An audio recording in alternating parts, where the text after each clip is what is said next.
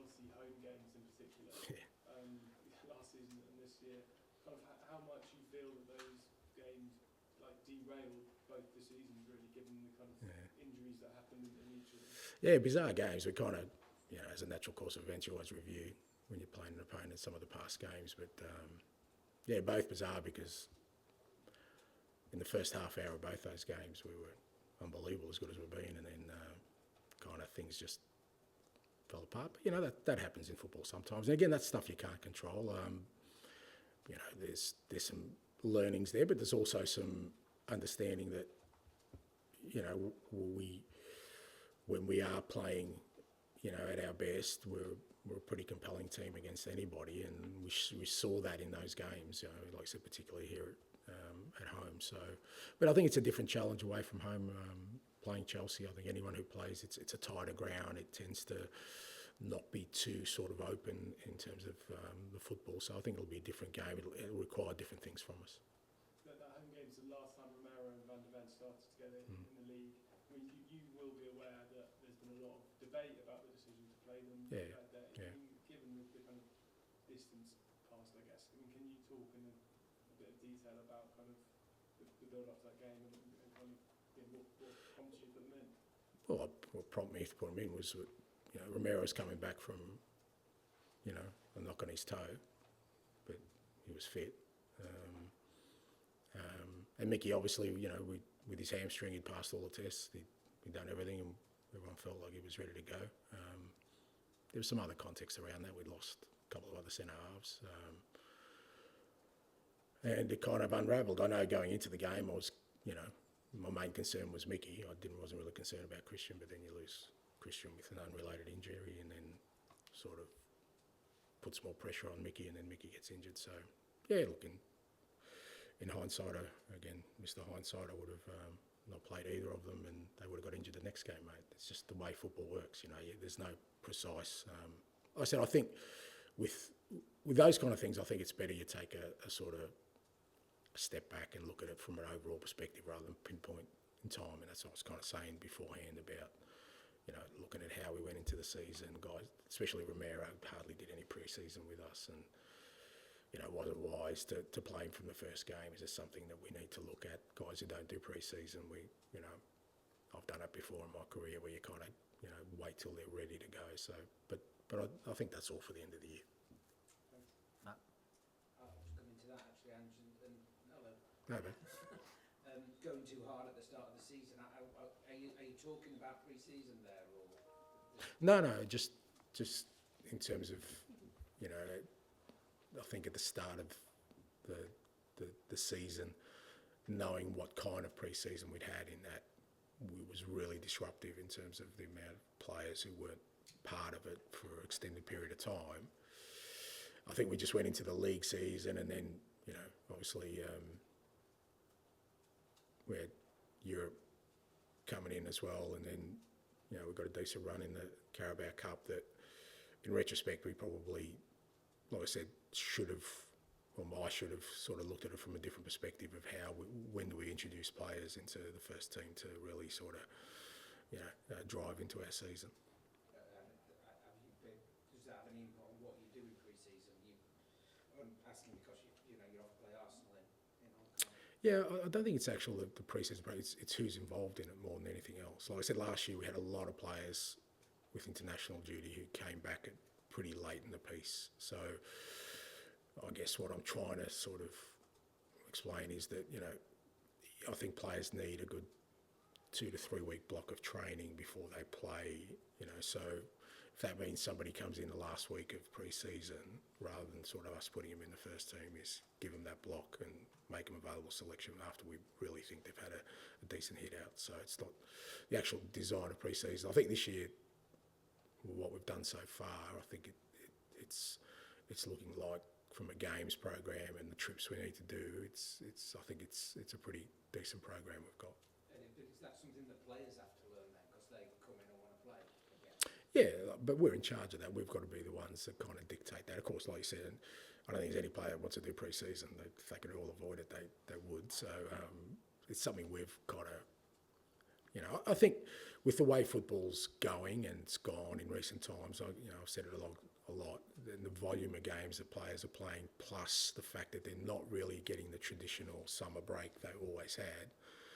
I think you've got to start thinking about, and like I said, I've done it in the past, that you kind of tailor it a little bit more individually now rather than say, you know what, we do our pre-season on the first day, everyone's ready to go. I just don't think that world exists. Charlie?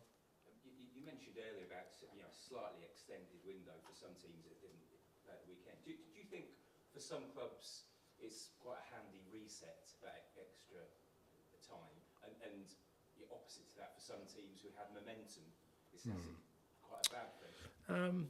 Yeah, it just depends. Again, like we've got a lot of players, like a lot of clubs, I guess, who it's not just the international commitments they have, it's the travel. Like Sonny, goes half around the world, to South American boys, and usually we'd be lucky to get them back before Friday. And if you're playing on Sunday, some clubs play Saturday. It takes a toll on those guys. So having that weekend off, actually, I think most clubs the ones who had it off would say it's been beneficial for them, because the normal load that international players would have, it gives them that extra couple of days to kind of have a normal week leading into a game. So I think there wouldn't be many clubs who wouldn't find it beneficial, I think. When you spoke to the players, when they all got back together again, did you sort of talk to them about sort of sectioning off this last bit of the season, or in terms of a general chat, or did you just talk to them about the game you've got tomorrow?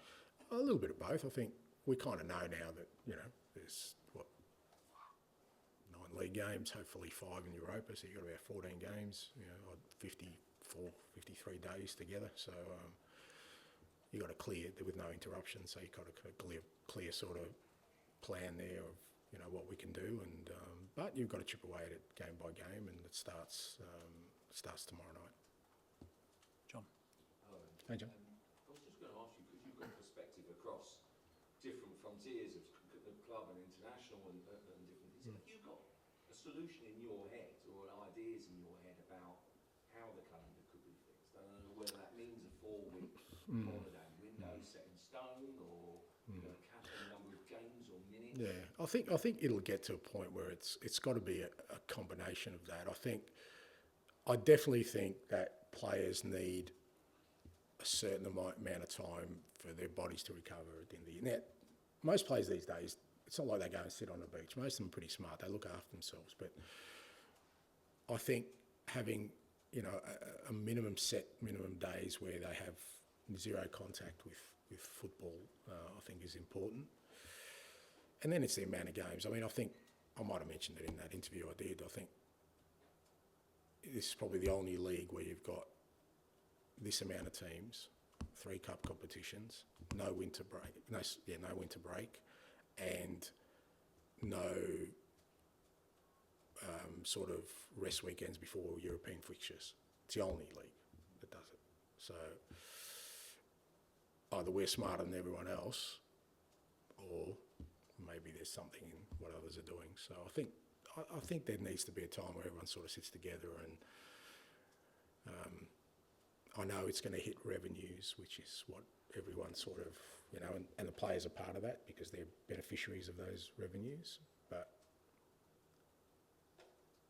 we're going to get to, like I said, a point where either you're going to sort of get rid of squad limits and clubs are going to have 40 players on their books to cope with it, or you're going to get what you're getting at the moment. And you see it every game. You watch last night, players are getting injured, going down, getting injured. And it's going to become more prevalent, I think. Yeah, it's not just you at Spurs. No. Across the league. No, that's what I'm saying. Tendon injuries, for example. Yeah. And invariably it's hitting clubs in European competition more, which is understandable, or clubs who have extended sort of cup runs, or have a lot of international players. So, yeah, and I think it's not like it's... we've had 2 more European games this year, so it's not like it's decreasing, it's going the other way. So the demands of international football, of continental football, are increasing. So at some point something has to give. I think if we want the product to remain, and we want to look after you know, the most important participants who are the players. Okay, Tom, and then finish with Jacob, please. Hi, Ange. For all the noise around kind of other things, it does feel like players are back, not just fit, but also now kind of sharper, having played some games of international break. I mean, have you had to kind of remind the players actually there's a serious upside to this last kind of running? No, I haven't had to remind them. I think, again, internally, I think I've said before that they've felt that. I mean, the injured players have been really frustrated that they just haven't been able to help, you know, and you've seen that. You know, they understand what a tough year it's been for everybody, but particularly those players who've had to sort of carry the load. And, you know, it's the worst thing when you can't help your team, apart from, you know, obviously as individuals, they don't like being injured, but they just haven't been able to contribute. And as they've trickled back, you know, that you can sense that their enthusiasm and their sort of energy is now transferring to the guys who've had to sort of go through that period. And so, you know, the one thing I do sense is the players are kind of excited by the prospect of, you know what, we're here now, whatever we've been through, but you know, we've still got an opportunity to do something, you know, special this year. So let's tackle that and tackle that in the manner we tried to do everything we've done so far, and, you know, playing our football and having a real positive mindset about things. Because it's actually quite a rare opportunity for a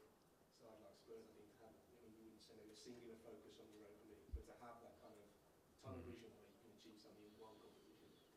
Yeah, I mean, but again, you know, we've earned the right to that. You know, we've got to the quarterfinals the same way we got to the semi-finals of Carabao Cup because of performances through the tough period. You know, and we had to do that, get to this point with, you know, some very difficult moments, and with a lot of young players being asked to do, not just young first-team players, but young players from our academy to get us to this point. So, you know, I think the players have deserved to be in this position to have a crack at, you know, achieving something. Kulusevski, are you thinking you might be back for the first leg or second leg? Not the first leg.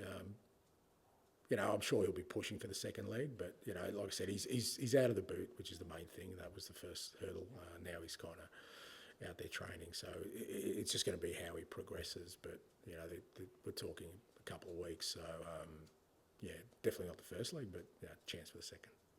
Jacob, to finish, please. The atmosphere at Stamford Bridge in the last few months has been pretty restless. I mean, it seems like the fans there don't really engage with Enzo Maresca's style of play. He's talked in the last few weeks about struggling against teams who don't really come out to play off. Obviously, you're a team with an attacking reputation, but for this occasion, do you almost look to play on that kind of tension that's there, go in the opposite direction, and just kind of ultimately make it quite boring to frustrate them, really? No, mate. Sorry to disappoint. No, we'll go there and have a crack and see. Hopefully it'll be a good game, and hopefully we come out on top. You know, I think every club's kind of on its own journey, and like I said, I was brought here for a specific reason, a couple of specific reasons. One was to change the way the club plays its football. Like I said, rejuvenate the squad and bring some success, and we're well and truly on that road, and we'll stay on that road till those things happen. Good. Okay, Thank you. thank you.